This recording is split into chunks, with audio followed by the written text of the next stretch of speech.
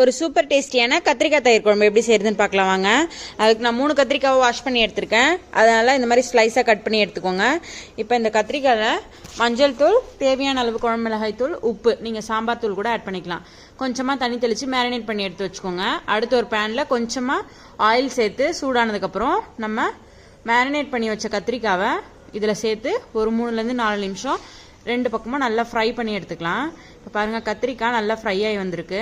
நான் 1 கப் அளவு தயிரை உப்பு சேர்த்து பீட் பண்ணி எடுத்து வச்சுருக்கேன். இப்போ நம்ம ஃப்ரை பண்ண கத்திரிக்காவை இது கூட சேர்த்துக்கலாம்.